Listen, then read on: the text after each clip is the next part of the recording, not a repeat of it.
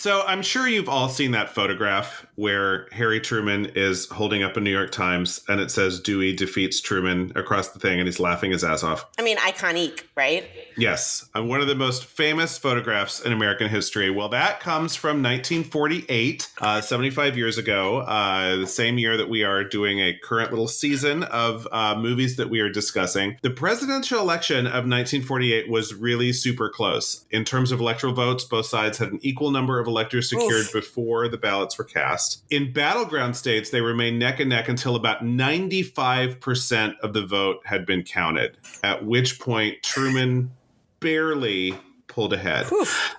He did win the popular vote, which isn't always the case, as we know.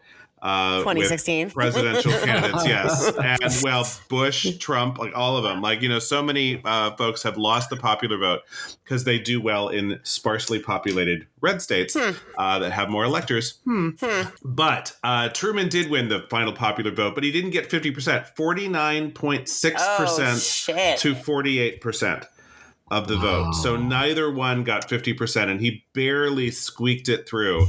But apparently the Times thought that Dewey was a sure thing, so they went ahead and sent their papers to press before the election had truly been called for Harry Truman. And Harry Truman, I have to say, was probably a pretty good sport about it. He thought it was kind of hilarious. It is hilarious. I just like the pure joy on his face knowing that it's wrong. I love that photograph. Yeah. Dewey defeats Truman. I mean, would Dewey have been a better president? I know very little about either of these human beings.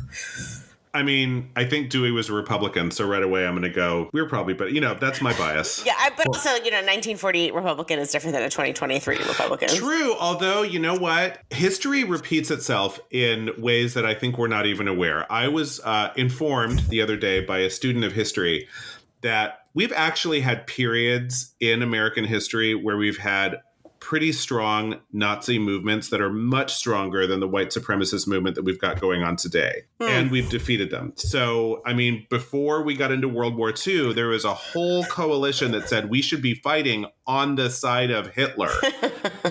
And they had a huge convention in New York, and it was like a really big deal. And people at the time were worried about it, and we've kind of forgotten all about it. And so we kind of think we're living in unprecedented times, and we're really not. We've been here before. Also, read Fatherland. It's an alternate history where Hitler wins and Joe Kennedy, who was part of that Nazi movement, is president. It's fabulous. Okay. Yeah. All right. Kind of, you know, put it alongside The Man in the High Castle as... Kind of, yeah. Something, yeah. Yeah. Welcome to the Rewind Project, where Allie, Matt, and Eric take another look at your favorite milestone movies through the lens of our present day. Will it be a skip, rent, or buy? Stay tuned and find out. All right, everyone, we are back. I am back, which I know makes the whole... Welcome back. Thank you. Thank you. I know that makes the whole podcast. Today we're talking about a movie that I only knew tangentially, but I am glad that we watched. It was quite a journey for all of us. The Red Shoes is the movie that we're talking about today, obviously made in 1948, written and directed by Michael Powell and Emmerich Pressburger. Emmerich is like a great name. When I saw that pop up on my screen, I was like, Emmerich, is that Eric? Is that Emery? Like, where do you even get that? Do they call him Limerick? Like, growing up? I don't know. That sounds like a knight for some reason. I don't know why. Yeah, Emmerich. like Sir Emmerich, right? Sir. Yeah. I saw it, of course, I saw my name like in there, you know, it's just you know, and I thought, what a great pen name if I ever needed one. Yeah. I decided not to use one, but you know. Emmerich, you know, you could go the Robert Galbraith. If I ever needed my SAG card, because I tell you what, Eric Peterson is taken, Eric C. Peterson is taken, Eric Charles Peterson is taken. Now that the strike is over, if I ever get back into acting, Emmerich Peterson might be the way to go. I think so. I love it. And obviously this movie is based on the 1845 fairy tale written by a gentleman you might know, Hans Christian Andersen. Hans and Franz, right? We're going to pump you up. I always think Bugs Bunny go, Hansel. I just read an article that Arnold Schwarzenegger was thrilled by the Hans and Franz sketches because it like brought him into mainstream and like people weren't making fun of his accent and stuff. He was happy about it. So You know, I judge a lot of a celebrity's character by how well they react to being lampooned on Saturday Night Live and other places. I think, you know, if you're going to get into that industry, be prepared for a little bit of satire. And if you can handle it with a sense of humor, even if you don't actually think it's funny, it's a good look. Oh yeah, it's like it's a check in your favor for sure. So this movie had quite a few notable achievements. It was nominated for 5 Oscars: Best Picture, Best Original Screenplay, Best Original Score, Best Art Direction, and Best Film Editing. And it won 2 of those 5s: score and art direction. I don't disagree with those. I'm not a score gal normally, but I thought that the score was really good. I mean, when I think about famous ballets, the only one I know really well is the Nutcracker Suite because it's just ubiquitous, especially around this time of year. It's very tuneful, though. Like you can hear, and it's got a number of tunes that have just become iconic, probably through repetition. I'm sure. But like I hear Swan Lake, and I know Swan Lake as well. Like that's got a, you know, and I can hum along with it. I didn't find this ballet score to be hummable in the least. As soon as it was over, I stopped it and said, do I even know what this music was? Not really. It was just kind of there and bombastic and loud, but it didn't really hook in your brain or your ear at all. And maybe catchy is not sophisticated enough as a way to judge maybe orchestral not. scores, but it was not catchy. And for that, I gave it a few points off. I think it was good because, when you think about it, they had to create a score for the movie and then they created an entire score for a 17-minute ballet inside of the movie. Like, that's pretty impressive. So I actually kind of enjoyed it. It's of that era that is like modern classical music. So you're talking Stravinsky and all of that. And I actually really did enjoy it. At least it's not just tonal music like modern Philip Glass. Yeah. So I actually really enjoyed the score. I thought it was good. Although I tell you what, Philip Glass film scores is like the best thing to put on if you just need background music, but you don't want anything to distract you because it's really like white noise. But prettier than just like static coming out of your Echo device. It was also nominated and won a Golden Globe for Best Original Score. So everybody thought the score was amazing. Except for me, apparently. Except for Eric. Some interesting facts, I think notable achievements. It was restored in 2006 with most of the fundraising provided by Marty Scorsese and Thelma Schoonmaker. And the new restored version premiered at Cannes in 2009. Oh, wow. Marty Scorsese apparently is obsessed with this movie, has a pair of red shoes signed by the woman who played Vicky, has posters, has all this like memorabilia for this movie. And if you like get the DVD, you can see all of his memorabilia. This is so funny. You missed this, Allie, but a week ago, we all got sick of saying Hitchcock, so we just started calling him Hitch, like we're just besties. And then you come back and it's like, well, me and Marty. No, Marty. Yeah, I don't know why I shortened that, but I just feel like he's a Marty. I don't know. He seems like a cool guy. It is a Criterion Collection movie since 2011. And in 2017, a poll of 150 actors, directors, writers, producers, and critics for Time Out magazine saw it ranked the 5th best British film ever, and filmmakers such as Brian De Palma, Martin Scorsese, Francis Ford Coppola, and Steven Spielberg have named it one of their all-time favorite films, and Roger Ebert included it in his list of great movies. So, high pedigree for this movie, and a lot of inspiration for other well-known filmmakers. I will say, no spoilers, I liked it. I'm glad I didn't know all that before I saw it because it would have been way overhyped in my mind. And I might have thought like, what the hell? So much of what I've learned from doing the show for 5 years is if I walk in to a movie I've never seen with really high expectations, it almost always ends badly for me. Okay. Whereas if I go in kind of going, I don't know what this is going to be. Maybe it'll be fun. I have a much better time. Well, that's good. I try, if I've never seen the movie before and it's not my movie where I'm writing the outline, I always try to stay away from outlines and try to stay spoiler free if at all possible. Yeah, I do think this movie was kind of more fun because of the bonkers craziness that happens and you weren't expecting that to happen. I had no idea what this movie was going to be about based off of it just being on a Hans Christian Andersen story. And so this is completely not what I was expecting, and it was actually fabulous. Yeah, I knew it was ballet, and that's all I knew. And honestly, for me, and we'll talk about this, is enough for me to watch a movie. So, but yeah, I was also glad that I didn't know like the twists and turns that this movie would take. All right, well, speaking of the movie, the plot. I'm not as creative as Matt in writing my own log lines, but I do take them from IMDb. A young ballet dancer is torn between the man she loves and her pursuit to become a prima ballerina. Can we just say trash men again? I got a whole section. I got a whole section on fucking the patriarchy. So don't you worry, Matt. We're gonna talk all about the So many trash men, trash ass men in this movie. So many that like literally there are only 2 people in my cast list that are women. All right, let's get into this cast. Anton Walbrook as Boris Lermontov. Okay, before we even get into what a trash guy this was and anything else, I'm curious as to what. Maybe we should wait until after. I'm really curious to hear from our hotness correspondent about both of these leading men. So I don't know when you want to do that. I'll let you take. All right, let's get into this cast. First up, the Svengali Anton Walbrook as Boris Lermontov. I mean, who hides behind a curtain for like the first 5 minutes of this movie.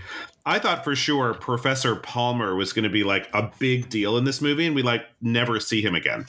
Other than being a thief. Yes, he's this whole like scandal about this, plagiarizing composer that, he takes center stage in the first 10 minutes of this movie, and then we never see him again. And the guy who was like hiding behind a curtain the whole time becomes like the lead. Just interesting. I liked him. I mean, he was a good, horrible person. I mean, he's so selfish and self-centered, but like there was something likable about him because everybody still wanted to be around him. I don't know if it's just because of the power that he wielded over them, or if they actually truly did like him and understood his faults as a human being. But he was a trash human being when it came down to it. I also believed when I was watching this movie that he really was a genius. Like they painted him as this creative genius, and I believed it. Yeah. Yes. Like you wanted to be in his company. Even though he treats people like shit, it's better to be in a Lermontov production because it's going to be great. And if he takes you under his wing, you are going to become the most fabulous dancer who ever lived. And it's a pretty big fucking deal. Yeah. I believed all of that for whatever reason. I don't know much about ballet, so I just accepted what the movie gave me and went, all right, cool. No, but it's true. And if you don't have an actor in that part that's going to make you be convinced of that, then the movie doesn't work because the whole thing is about how he runs this, ultra strict, ultra good ballet company that, has, the dancers clamoring, doing all sorts of things. Like Victoria Page's, I guess she was her aunt, got him to come to a dinner because she wanted to see him dance. Like they're going to come like all sorts of things to try to get into his ballet company. Yeah. So, and people were saying her, just get another job. And she's like, no, you don't understand. And I'm like, yeah, you don't understand. Shut up. Yeah. So it worked for me. Totally.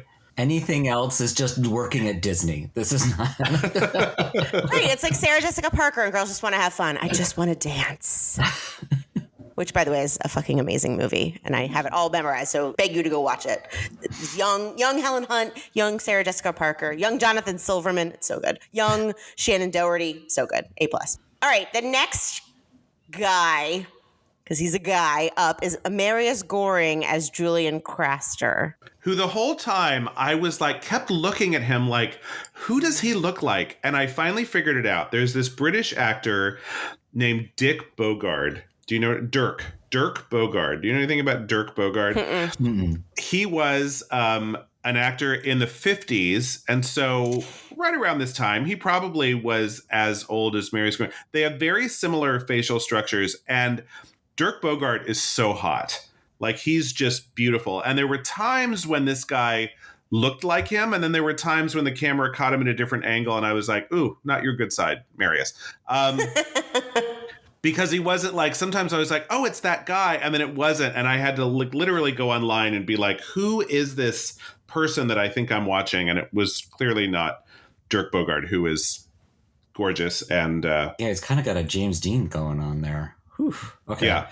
Not the Craster. No, not Marius Goring. No. And No. I mean, to answer your unspoken question, I didn't really find either of the two leading men attractive in any way. I mean, look, I'll be honest, I don't mind a Svengali moment. Like if somebody's going to, kind of be a jerk, sometimes you like that. But both of them, didn't do anything for me. And then in my research afterwards, I discovered that Marius Goring was like 37 or 38. They really wanted him for this part. And so they sort of rolled the dice, even though he was technically, you know, like a grad student in this movie. So that also was like, because in the restoration, I was like, he looks a little bit more wrinkled. You definitely saw the wrinkles on the makeup a little bit more in the restoration. I just thought people in the 40s looked older because they had the harder life. So I just didn't, it kind of washed over me. That's funny. Yeah, no, I noticed it right away. I was like, oh, look, so he doesn't look like a grad student age. I mean, he was fine. I mean, Julian Craster, I thought had a real trajectory for me. Like, he started out annoying, and then I was like, okay, he's really talented. Like, and he's very passionate. And then, you know, they had their romance, and I was like, okay, I'm buying it. And then he turned like a jerk again, and I don't know.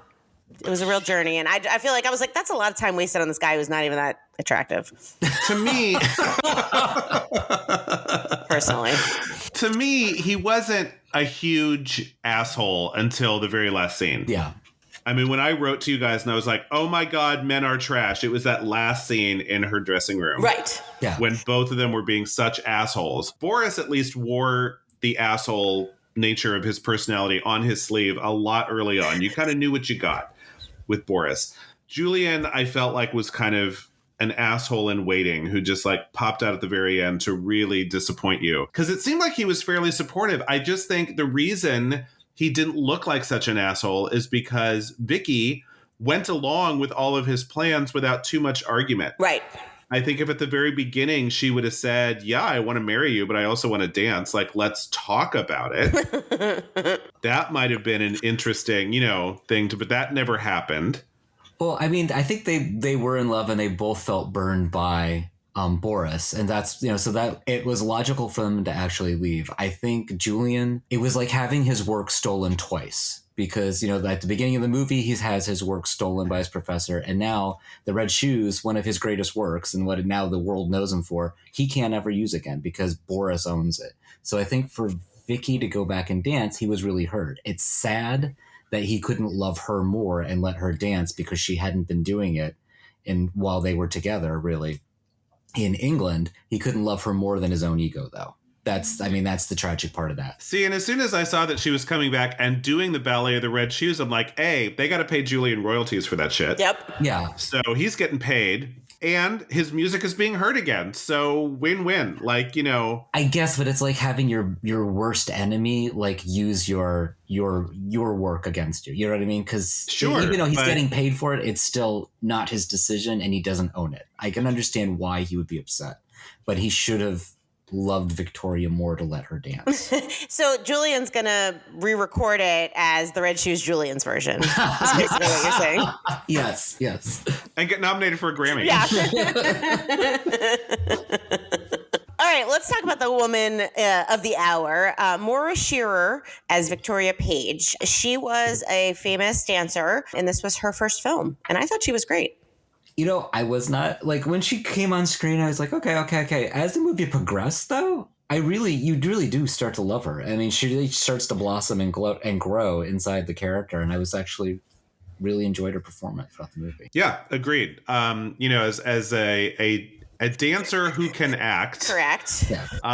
You know, I think they made the correct choice because if you're going to put a 17-minute ballet in the center of your film, she better fucking be able to dance. Yes. Like, and not every actor can do what she did in that 17 minutes. So, I mean, if they said, oh, well, let's cast, you know, name a starlet for Barbara Stanwyck. No. Right. No, I love Barbara.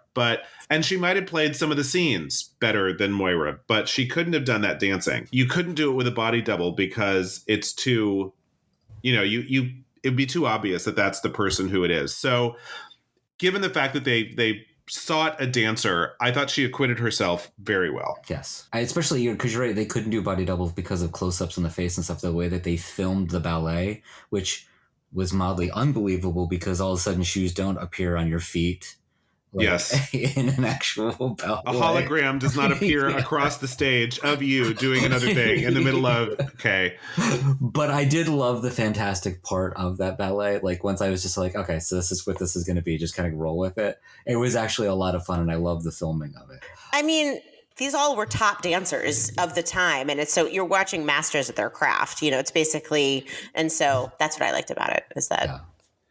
But given the fact that all the dancers were so good, I was like, you could just realistically show us a ballet and what this ballet really looked like. So show us what the audience is seeing and just make it really fucking good and make the story obvious that there are parallels to her real life without, imposing Boris's and Julian's faces onto other dancers halfway through. And it's like, oh, she has to choose between these two men. Duh. Like, we got it.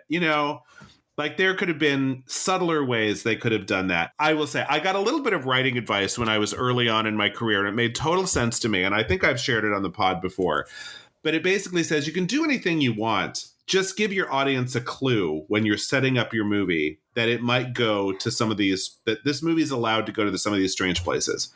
So if they'd have just given us anything, but the movie was completely realistic up until we started watching that ballet. And then all of a sudden it just went into La La Land. And I was like, I got it. I'm like, okay, I see what they're doing, but it took me out of the movie. It made me think about the filmmaking choices as opposed to getting lost in the movie. And I'd rather just get lost in the movie at that point. I mean, clearly you guys have not seen the greatest ballet movie of all time, Center Stage, because they do the same thing. Well, I have not. Oh my God. It's the best. And they do the same thing. And it's fabulous and just as magical. And it just, you buy it in the spirit of the movie. See, and they do the same thing in Black Swan, but I would say Black Swan gave you clues ahead of time that we can sometimes dip into Natalie Portman's psyche and see some very disturbing things.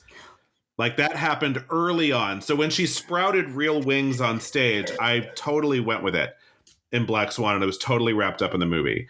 No, I've not seen Center Stage, but if they do the exact same thing, I would have the exact same reaction. It would be like, you shouldn't want your audience to like all of a sudden step back and say, that was an interesting directorial choice halfway through the film, when the whole idea is to get wrapped up in the story and just get lost in the. So I honestly, once I kind of bought into the fantasy of the ballet, when she started to see their faces on people during the ballet itself, I just kind of assumed that it was her succumbing to the pressure of the ballet itself and all that she was experiencing, because we watched her try to learn this ballet, which was extremely difficult to do. And we saw the pressure from both of those men on her. So for her to actually kind of succumb and start to like feel and see that pressure or exhibit it in her vision, I totally bought into that. And I thought I thought it was actually interesting. It didn't take me out of the movie to see that. It was just, it might have been more ham-fisted in the director trying to show us that this is, this is paralleling her real life. But I think at the same time, it didn't bother me either. So, well, by the time we got to the superimposed faces, we had already seen a pile of newspaper turn into a dancer, shoes magically appear on her feet, a hologram of her dancing in a shop window happening in front of her face. I mean, all these other, and I felt like more of a critic and less like someone just kind of wrapped up in the movie and watching it. So I personally did not enjoy that aspect of the ballet, and I wish they'd done it a different way. But who am I? It's one of the greatest British films ever made, apparently. So, okay. It's in the top 5, at least. All right, moving on to Robert Helpman as Ivan Boleslavsky. I don't even remember who that was. Was that the other dancer, the one who was usually who played the male lead in the ballet? Yes. Okay. I mean, he was there. He was good. He was a dancer. Yeah. Yeah. He was fine.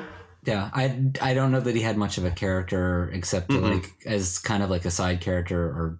So yeah, he was nice on stage. The next person we talk about, I thought was a lot more fun. Yeah, I mean, he was hired for his dancing skills and not his acting skills, because he was a ballerina. He was a ballet dancer. All right, next up is Leonid. I think I'm saying that right. Massine as Grisha Lubov. So extra, this guy. I loved it, oh my God. So good. I loved everything about him. And that's how a lot of those sort of like dance masters are. Like, you live and die by their stick. I did love his back and forth with Irina. I thought they were fun. Yes. But even like dealing with Boris, I mean, there was a relationship there that they had, and you could see that it was a long-term relationship that, one relied on the other to make this magic happen. So, and I mean, that's why Grisha eventually returned to Boris, is because, and Boris couldn't live without him either. We really know that. I mean, he was his dance master. He needed him to make it happen. But the back and forth, his relationship with everybody was just fun to watch. So he was the levity for me of this movie that needed it desperately in a lot of areas. I mean, God, what a talented dancer. Like, yes. I could watch him dance forever. The part of the shoemaker that they've created is not an easy dance role. So the impish satanic dance cobbler there. Yeah, just all of the dance moves were super impressive. That's the one thing that I wish I could do is I have really great rhythm, but I cannot dance. And it is a regret of my life. And it's only just because my body just can't, not for lack of trying. Trust and believe. All right, next up is Albert Basserman as Sergei Rotov. And was he the older guy who was just kind of, he was a lovely presence. He was fun. Yeah, he was the old guy who did like the costumes and the sets and was his sort of right-hand man. So he was the artistic director. Mm-hmm. That's okay. Because I was kind of figured that out because you saw in the opening scene where we see him, like not the opening scene, his opening scene, where he's like got the papers on the stage and everything. And he tells Victoria, well, then maybe you should just get off stage and go to the back. And he's like, does it kind of kindly, but kind of snarky. I wasn't like, okay, so is this guy the financier? What is going on? Yeah, here? It was murky. Murky, yeah. But you could tell after a while he's part of the entourage. I liked him. Again, he was kind of like Ivan, where his character wasn't there enough to actually to strike it one way or the other for me. I mean, he just kind of added to the background.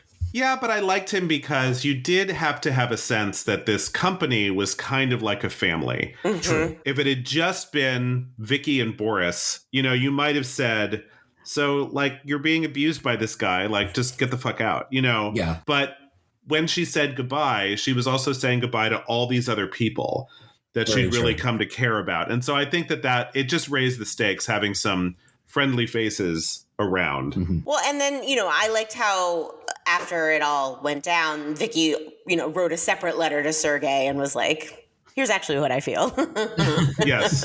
And he loved her enough to not share it with Lermontov. Mm-hmm. Because I think perhaps other people he'd been like, check out this letter that she wrote. He was like, I'm going to keep this one close to the vest. She might want to return someday. Right, exactly.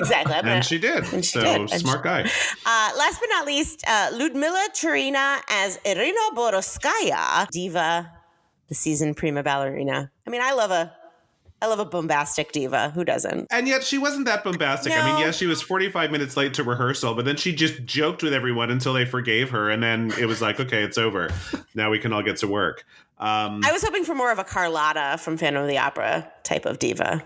That's the best. See, and I was thinking that woman from 42nd Street who like breaks her leg and Peggy has to take over the show, like that kind of, But I was very pleased that this movie, even though it was about a young corps de ballet, dancer rising up to becoming a huge star, there was no catfighting. Mm-hmm. There was no, like women being with a movie with this many trash men. It would be just like a guy to make a movie where the only women just kind of try to scratch each other's eyes out the entire time. And there was none of that.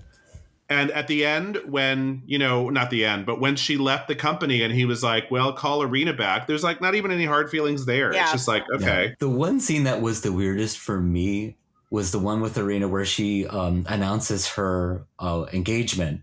And it's like, because I thought they were doing like a performance somewhere, and all of a sudden, like in the middle of the performance, she just turns around. I'm getting married, and like yes, and the performance stops, and everybody congratulates. I'm like, wait a minute, I thought somebody had just paid y'all to be dancing here for something. What is going on? It's a rehearsal. It was a rehearsal, and they had just put a thing on the board that says mandatory rehearsal for the entire ballet. Yeah. I totally missed that so they were in the studio. Yeah. I think we did have a couple of observations because it was probably final dress, and sometimes at final dress you have people who are watching, but yes, it was very jarring because they're just it was still a weird time to make that particular announcement. It was totally weird. They're in the middle of this and I am married, I get married, and I was like, wait, what? And who is she dating? And like, what? It was very, very weird. But I mean, it was in that sense that we saw how much Boris hated marriage. It was. Yes. I think it might have been helped by maybe just one scene beforehand where maybe Irina and Sergei are talking about this and she's like, I got engaged, but I don't know how to tell Boris. He's going to kick me out of the company. And he's like,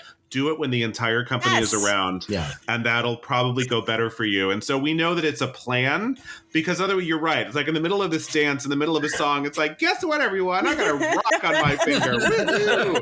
And I was like, this is so weird. Yeah, it was very weird. You were quite right, man. That was I think the weirdest part of the movie for sure. I was like, wait, what? You're going to take me out of the movie. I was like, well, and then I was like, I don't really know that much about her. Do I care?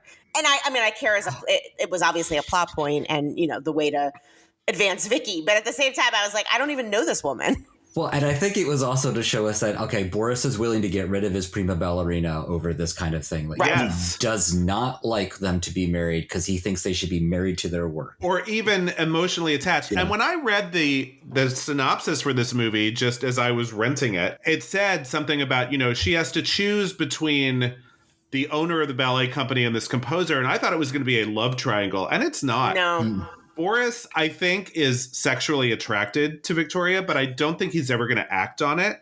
I think he just wants her to dance, and he wants her to be alone and single with absolutely no romantic attachments because she's a dancer and that's all she can ever be to him, which again was trashy, but also more interesting than just two guys who had the hots for her who made her choose between them. Well, especially since he chooses to be alone. Like that one scene where he's in his red robe and like he's just reading the marriage announcement and everything. And it's like in this giant room by himself with no lights on his chaise. I mean, and it's just like, you could be with other people at this moment, but no, he gets up and punches a mirror and then turns all the lights on when somebody comes in. It was very over dramatic, but it gave you a sense of who he was. He cared about the art, even though I think he did have feelings for her and would have loved to have been in a relationship with her, but he wouldn't have allowed himself to do that either because you're right. That would have taken him away from being the greatest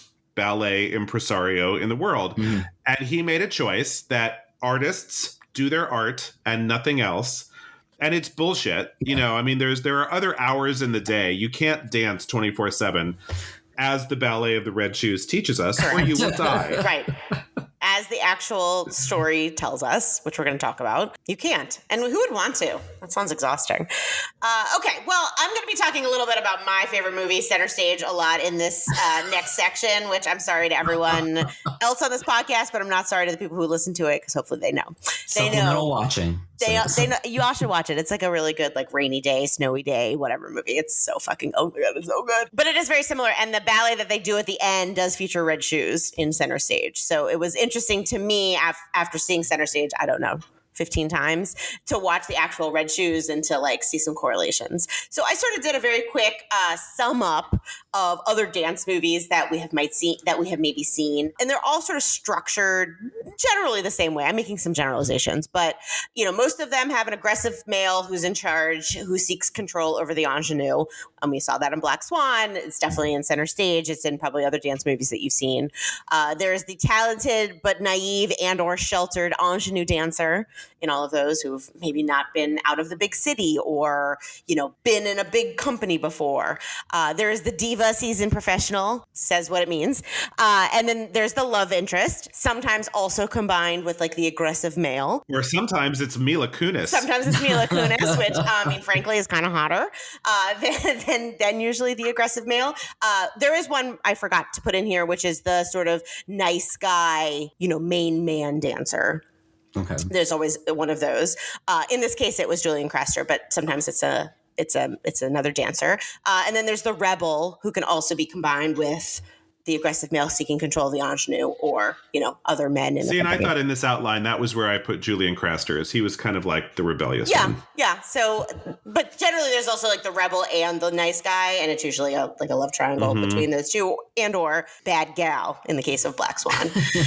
So knowing that most dance movies are kind of structured this way, like how does this inform this movie? And do we think that that's just generally how the dance world works? Or do we think all of the current movies have a basis in the Red Shoes, I guess is the question. I would I would have to say that the Red Shoes is probably based on like reality of the industry itself, and probably the structure of the movie informs the other movies as like this is a great way to set up your story about ballet. You know what I mean? Because they've already seen it kind of been done, so it is maybe a template, but the template itself is probably based off of realities of the industry. I think that's probably right. I mean, again, I'm not a ballet dancer, so I can't speak to what a ballet company looks like, but all of the books that I have read and all of the movies that I have seen, there's always some sort of Svengali aspect. And, these men and women, working themselves literally to the bone. I have not seen Center Stage. I have seen Black Swan, but when I'm looking at this kind of breakdown of all these different types, I already mentioned 42nd Street, and that seems to work, even though that's more about a Broadway show, and it's tap dancers rather than ballet dancers, but same thing. Same.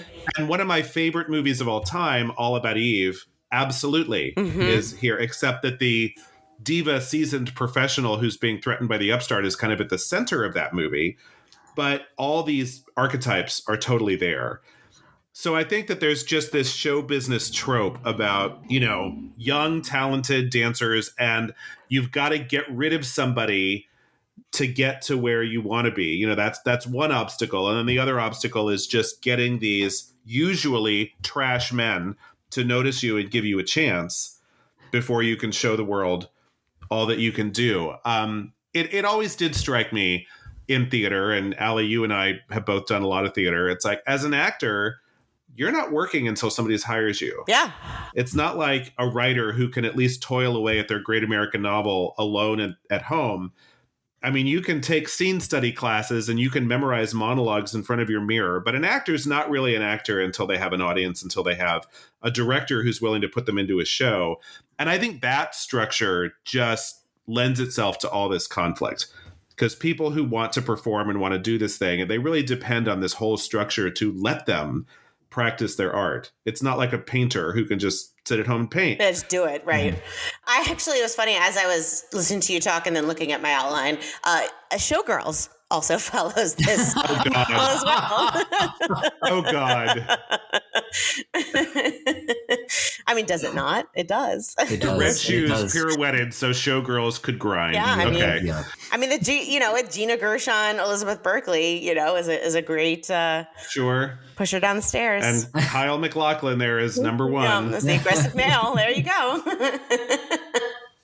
And what a vision he had. That's right. He did. But it's true. It's true.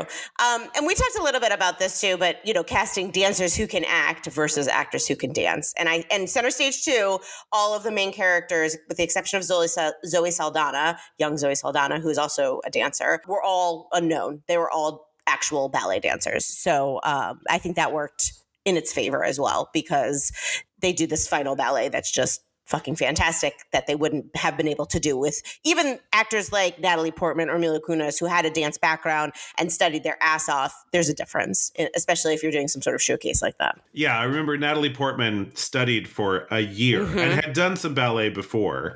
But again, most of the time that she was on stage, there were also special effects happening. Right. And that actual kind of dancers. made it not matter as much. Right. Yeah. Right. And then the whole quarter ballet were all actual dancers. So I think that's the right call if the movie's going to be kind of dance heavy. And if you're going to be featuring some sort of ballet in the mix or whatever the dance.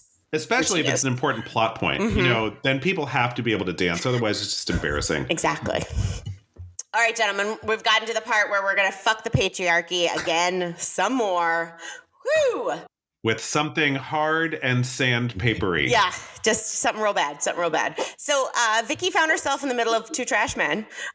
Do we think that this was because it was A, 1948, B, the insular and male-oriented ballet company, or C, just her nature that she couldn't pull a Kelly Taylor and choose herself? I'm going to say it's because of 1948.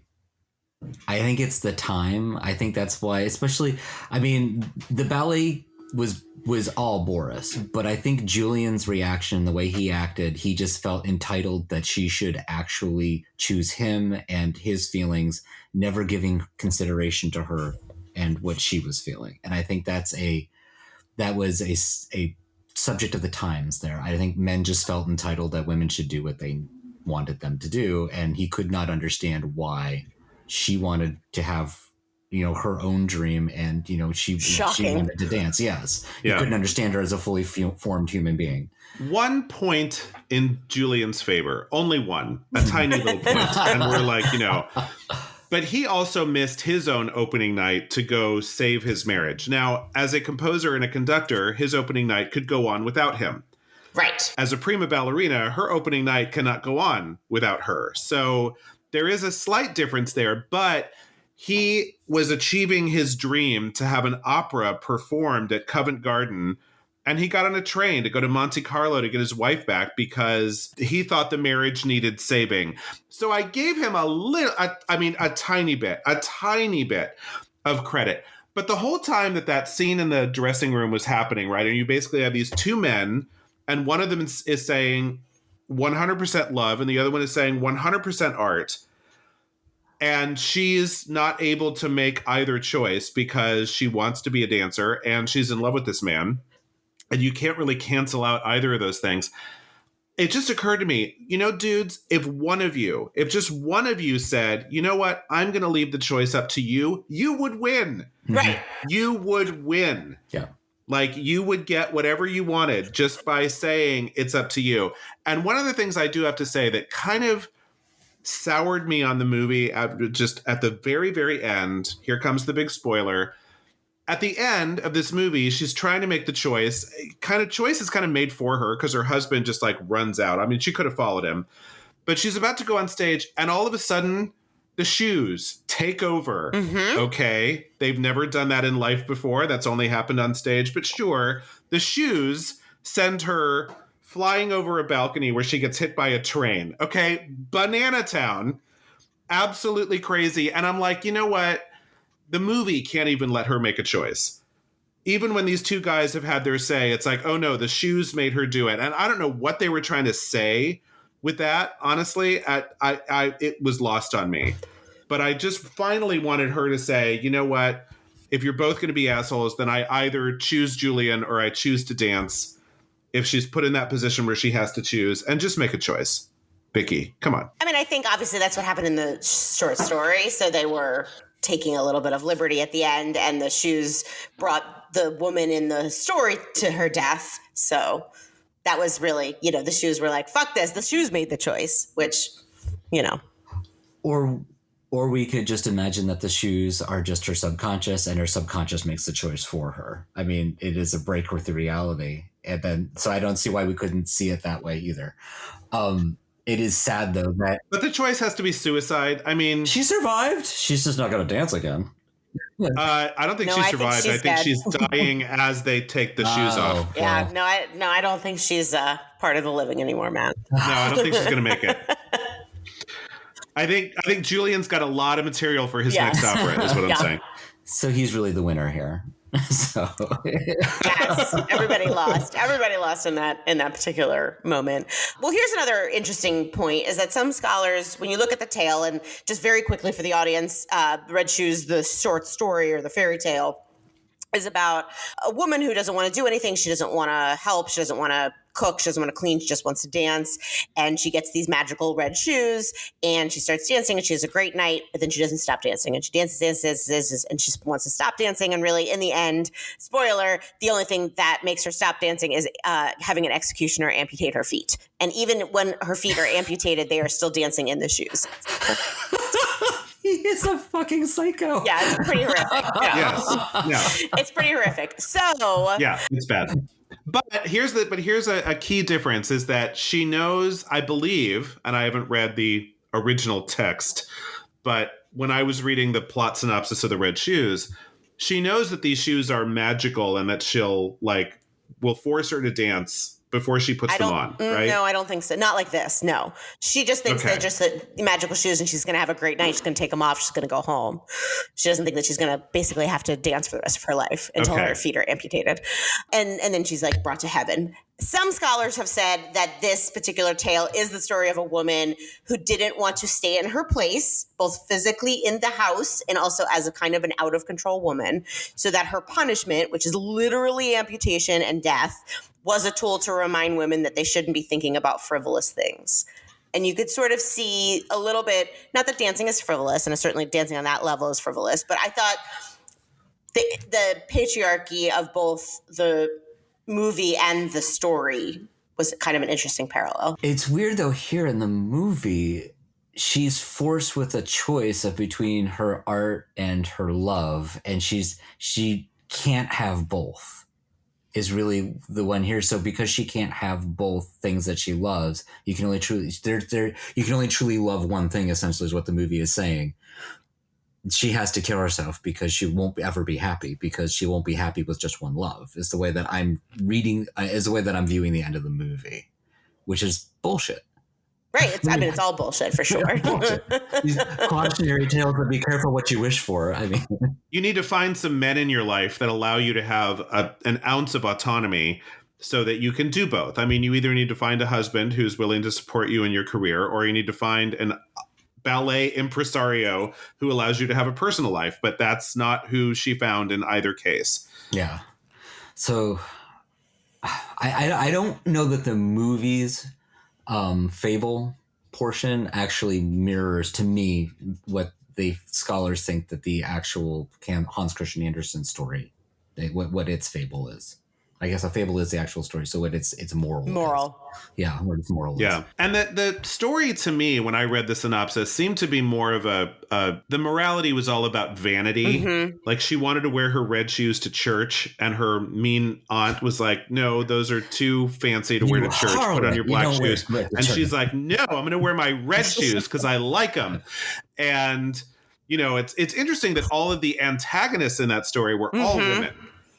But that just reminds you that women can also be tools of the patriarchy, right, if they, work to enforce these rules and kind of keep them in place. The whole idea that the Hans Christian Andersen story was all about not letting a woman have agency and do what she wants, and, punishing her vanity, when the truth is she just doesn't want to be this boring, patriarchal trad wife. Now, that's kind of cool. The movie, I don't know that I'm seeing a lot of either feminism or an attack on feminism in the movie at all. I thought that the ending of the film, the way it was done, was a real deus ex machina. Like, they didn't know how to end it, so they just had the shoes take over, which just seemed lame. If it had been her choice to even throw herself off the balcony, I would have hated it, but fine. But the fact that she did it because the shoes made her, I was not into that at all. It's interesting that you say lack of agency, though, because the movie, I don't know that it meant to, it does truly demonstrate a lack of agency on her part. She is subjugated by both men, which is a parallel to the original story. Sure. And by the patriarchy. Right. And by the fact that, yes, it was 1948. And I also think that a lot of it had to do with just the fact that ballet companies are very male run and, very oppressive in that sense too. Yeah. So good times all around. I think we're all ready for some fun facts. Are you guys ready for some fun facts? Yes. Funner the better.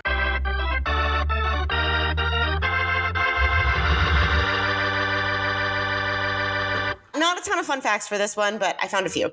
The final ballet shown without Victoria dancing has basis in fact. When prima ballerina Anna Pavlova died unexpectedly, according to tradition, the performance of The Dying Swan was performed as scheduled, but without Pavlova. Her part was lit by a single spotlight, and the rest of the show went on in her honor. Oh, wow. I didn't realize that was a tradition. Mm-hmm. So that was, interesting. Okay. Yeah, very affected. Like, that's legit. Yeah. Matt, I thought you would enjoy this, and I also enjoyed this. A scene in The Avengers, the 2012, had Black Widow in the same costume as Victoria Page. The Russian general also says, "We don't need Lermontov to deliver the tanks." And obviously Lermontov is the name of the character in the film.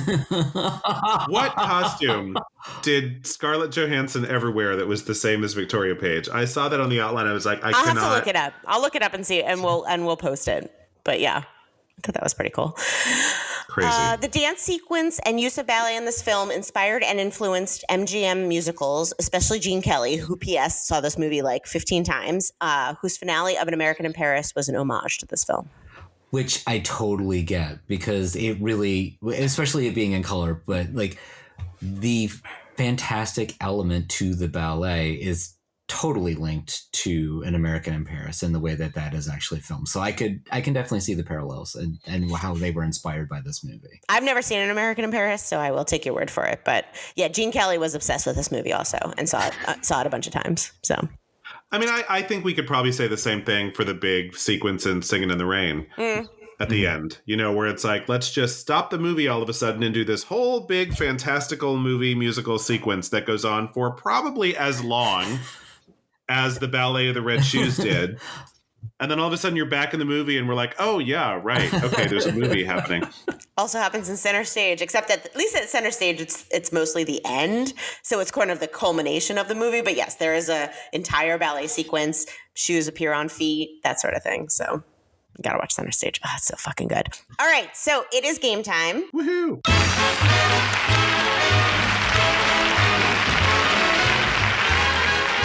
This game today is entitled Fairy Tale Nightmare. As most of us know, some of us know, question mark, the original Grimm's fairy tales especially, and some of Hans Christian Andersen's were really fucking dark. When I grew up, we had not an original, because that would make it like 400 years old, a reproduction of the actual Grimm's fairy tales where they're all very dark and not the sanitized Disney versions. And my sister and I grew up reading and loving them. So I don't know what that says about me as a person, how it shaped me, but I love them. And the darker I have to say, as a kid, I was totally into the Little Mermaid tossing herself off the ship and turning into sea foam at the end. And when it didn't happen in the Disney movie, I was borderline pissed. Yeah. I was like, what the fuck is this? Yeah, they're real fucking dark. And I went down like a Wikipedia dark rabbit hole yesterday when I was looking at which ones I was going to choose. Anywho, so you're going to pick one of the dark ass fairy tales. You're going to cast as needed, screenwriter, director, and what's the moral of the story and how will you address it in your production? Matt, I'm going to start with you. Okay, so I picked, I think, what is probably a little lesser known one. It's called Ululukuj. So it's basically the story of Death and of Dream and his brother Death. So in the story, Dream comes to a small boy for 7 nights in a row or 6 nights in a row, giving stories to the boy as he dreamed. And the stories he's telling them about his brother Death. And on the 7th night, Death comes for him. And they ride off. And it's basically, so death is inevitable is basically what I'm seeing as the moral of this story. So what I'm going to do is kind of stretch this movie out because that does not seem long enough for, a tight 90. So my story is going to be based off of a child who is actually dying from cancer, okay, who's been struggling with it for a long time. Her mom... Woo, way to escape the darkness, Matthew. Jesus. Her mom is hard work, so she's being raised by her grandmother. Her grandmother is actually a scholar who is in mythology and storytelling from around the world. So one morning, the child wakes up and tells of this great story, and the grandmother is sitting there at the breakfast table, and she's like, "Oh, that's a great dream." Second night comes, she gives another story, and she realizes what's going on, and it doesn't seem believable to her. So it's going to be her dealing with what she thinks is the oncoming death of her granddaughter within a few days, and like how she prepares with it, how she deals with her mom. So the child is going to have to be a newcomer. I don't really know child actors very well. The grandmother, though, is going to be Alfre Woodard. I love Alfre Woodard. I haven't seen her a whole lot lately, and I want to see her again. The mother is going to be played by Wunmi Musaku. She was the sister Ruby from Lovecraft Country on HBO. Loved her. She was amazing in that show. Dream is going to be played by David Tennant. So if I'm going to sit there and listen to somebody telling me stories as I'm lulling me to sleep into dreamland, I want somebody with a Scottish brogue to be telling me. That seems extremely specific, and I'm here for Solid it. Solid choice. I mean, he's one of those people that kind of has a dark tone to him, but has a lot of levity to him too. And I think that kind of, as he's telling this child about his brother Death, that is coming to tell him the final story.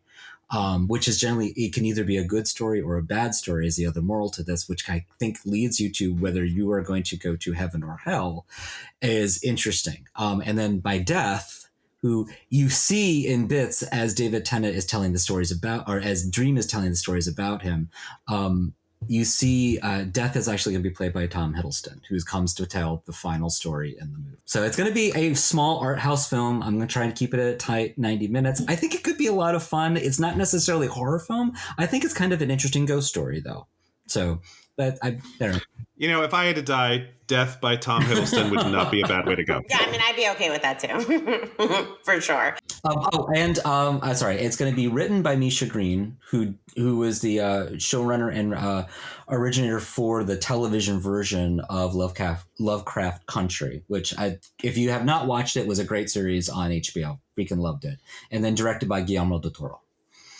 Because this is definitely a Del Toro joint for sure. He does creepy better than anybody else, honestly. Yeah. Yes. Okay, I love it, Eric. Okay, I chose a fairy tale that I had never heard of before, but I saw this game and I was like, okay, let's find a really fucking dark fairy tale. And this one is one where the protagonist, who we're meant to sympathize with, does end up with their happy ever after. However, it's still pretty fucking dark. So the story is called The Goose Girl, and it's a Brothers Grimm story. And it's about a princess who is traveling, over land and sea to meet her future husband, the prince. She has not met him. And she has, as a traveling companion, this servant who, when they're alone, the servant is actually very strong and very strong-willed and has a sense that life has been unfair to her, and basically says, princess, fuck you. I ain't getting your water. I ain't getting your food. We're out here alone in the elements. Nobody can hurt me now. You work for me now. And does this whole and is very abusive. And by the time they get to the castle, the maid has taken over the identity of the princess. She shows up in the royal robes and the tiara, riding the horse. The princess is made to follow behind her on this little donkey. And when they get to the castle, the maid is actually introduced to the prince, and the royal wedding starts to become planned and prepared. And they let the actual princess, who everyone thinks is a maid, go work as a goose girl, just tending the geese at the palace. But as things go on, she meets this young shepherd boy named Conrad. He starts to notice that this goose girl is probably not everything that she seems. He tells his superiors about it. They start spying on her when she's not aware, and they realize through some of the things that she's doing that she is, in fact, the princess, and she should be the one marrying the prince. So order is restored. The ruse has been, declared. But then at the end, they kill this maid by the most gruesome kind of way. They basically drag her through the streets naked until she dies. They really just they go way beyond an eye for an eye. They're they get her and they get her good. Game of Thrones has nothing on this horrific kingdom. And it kind of makes you wonder about this prince now that this princess is marrying. Maybe Conrad the Shepherd was a better match for you. Anyway, as I kind of was thinking about this story and how to put it on, it kind of made me think, I could do something similar to the Red Shoes, but let's pick another art form. So I went with opera. And so I'm placing this whole thing in an opera company. And this opera company has a brand new score called Das Ganze Machen, which is German for the Goose Girl. And they're going to, do this whole thing. And so they've cast this really, well-known soprano who is going to be played by Audra McDonald to play the princess. And so this role means that you start off as a princess, but then you get abused and beaten down. And by the time you show up at the palace, you're this bedraggled mess. And everyone thinks you're the maid until you are reappointed to your former title. The upstart soprano who wants Audra's career, man, apartment on Fifth Avenue, the whole works. I just said, we're going to do an open call for an amazing voice who can also really act. But I want a young, 19-year-old soprano to be by Audra's side doing this whole thing. And I couldn't find anyone who could actually do that. And everyone's going to do their own singing, by the way. So everyone has to sing really well. As the actor playing Conrad, who is, the shepherd boy, but he's on stage a whole lot more than the prince, I cast Nathan Gunn. And I don't know if you know anything about Nathan Gunn. He's an opera baritone. just Google Nathan Gunn, comma, sexy and hit the images tab, and you'll see why I thought Nathan Gunn might be a good person to put in this movie as like the kind of, the male lead of this opera. And then Alfie Boe, who is a tenor, is going to be cast as this prince who maybe has some dark sides to him. Maybe. Well, and I think the joke is that going to be Alfie Boe is actually like going to play like when the lights are down, he's like the nicest guy, but he's playing like this role because the whole thing is about people who are pretending to be things that they're not, and you can't always trust appearances. And, the maid never says she's the princess. She just shows up in a tiara and a robe, and everyone's like, oh my God, the princess is here. Like, so it's one of those things about how you can't always trust appearances and blah, blah, blah. And I'm going to have Anthony Minghella direct this. He's a wonderful film director, but he has also actually directed operas. Like in opera houses, and like knows how to put together an opera and knows how the whole thing works. So I wanted somebody who had done both of those things to show up and do this. And I think the moral of the story, part of it is about appearances and don't trust appearances, but part of it's also like, look, ambition is wonderful.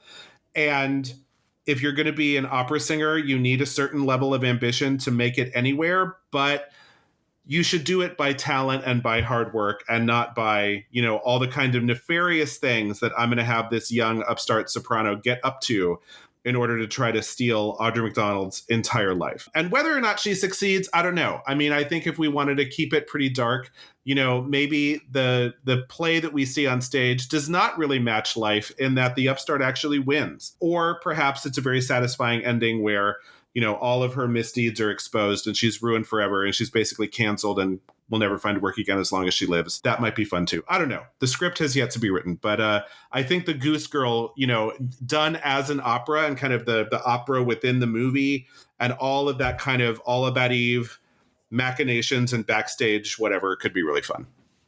All right. I'm into it. Okay, mine is also a very different direction per usual. I took the Grimm's Fairy Tale Bluebeard. I don't know if you're familiar with Bluebeard, but basically it is a man who has lost several wives mysteriously. His new wife comes to his, house.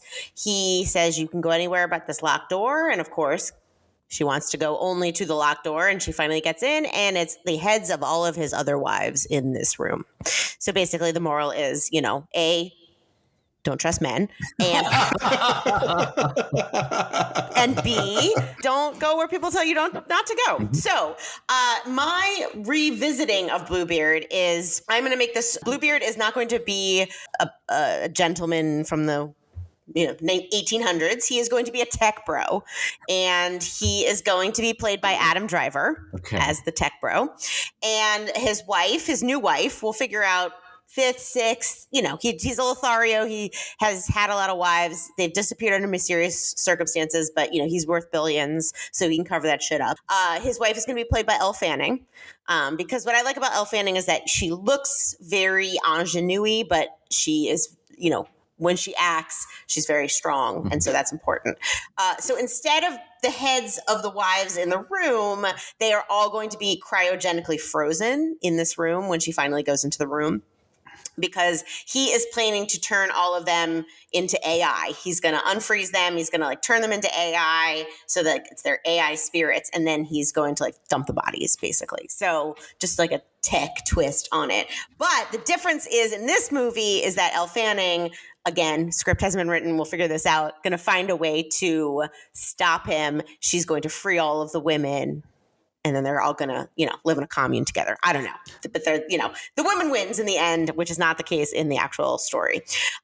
So this is going to be a Sofia Coppola. She's going to write and direct it. I feel like she can bring a little bit of darkness and to this extremely dark tale, but a little bit of lightness too. And yeah, again, a tight 90. It's a fairy tale, so we're gonna have to stretch it out a little bit more. We'll need some backstories. We'll need some, probably additional minor characters, but really the focus is going to be on the two of them. So, like it.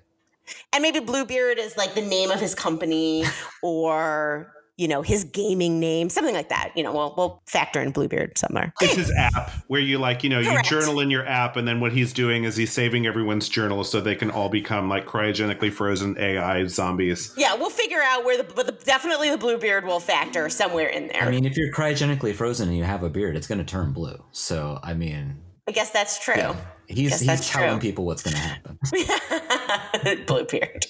Yeah, I remember reading that story when I was a young person, and that's perhaps why I don't like men. Who can say? Who can say? Could be all due to Bluebeard.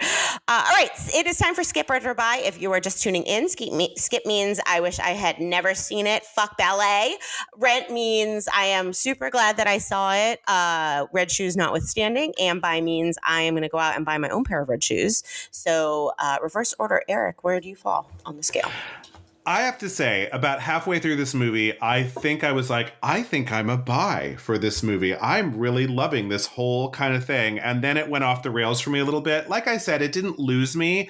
I'm not mad that I watched it. It didn't ruin the entire experience. But I think I've ended up back in Rent territory on this one. Definitely glad I saw it. It gets referenced all the time. I mean, if you've seen a chorus line, you're kind of familiar, you're curious, what the fuck is the red shoes all about? Because every dancer in the world, it seems to be their celluloid Bible. But I saw it. I'm glad I saw it. I can now reference it. I get all of those things. But yeah, the trash men and the weird ending and dancing with a folded up piece of newspaper, it all kind of started to eat away at what all the enthusiasm I had built up during the first half. So I'm a solid Rent.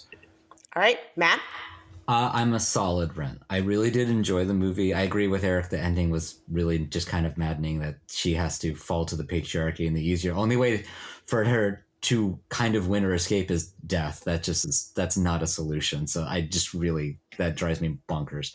But the movie, I enjoyed the entire story. I actually, once I realized it was going to be a fantasy, I actually did like the ballet. So I thought that was kind of fun and just kind of thrown in there. And all the characters, the acting was good. I don't know that I would sit down and watch it again unless somebody else wanted to watch it. So this, for me, this is a solid Rent. I think this is, if you're looking for something, this is not a waste of time. This is actually a good movie to watch. Yeah, I would say I'm a high Rent, maybe a buy. I would maybe watch it again now that I've seen it once and just sort of watch it knowing how it's all going to go. But I really did enjoy it. And I was pleased to see that, I picked it because it was a dancing movie and I love a dancing movie and that continues. And I thought the characters were great and the cast was great and the dancing was amazing. So I am not sad that we watched this movie. So yeah, solid high Rent for this one. It's pretty good. All right. Well, next week, we love a parade, Easter parade. That's all I got. Judy Garland, Fred Astaire. I am anticipating not enjoying this movie, but we're going to see. I mean, at least it's not Christmas. It's true. It's not a Christmas movie. And you know what? It's not an Easter movie. It has, it's another backstage romance kind of thing. It's really a showbiz movie. And the very last scene just happens to take place on Easter and they happen to be in a parade. And Irving Berlin wrote a song called Easter Parade and everyone knew it. So they decided to name the movie that. But yes, please don't think you're going to have to walk in and see a movie all about Easter. It's not. Well, that's good. We'll see. But it's Judy. It's Judy. Judy. We'll see. I will. I've never seen it, so we'll go into it hopefully in a chill way. I'll be very chill. But in the meantime, this has been the Rewind Project. I'm Allie. I'm Matt. I'm Eric. Be kind. Rewind. You've been listening to The Rewind Project. You can find us wherever you get your podcasts, including Apple Podcasts, Stitcher, Radio Public, and Google Play. Please subscribe and rate us. It helps a lot. We love your comments and questions. You can find us on Facebook, Twitter, and via our new phone number at 202-618-2402. Thanks for listening. Be kind. Rewind.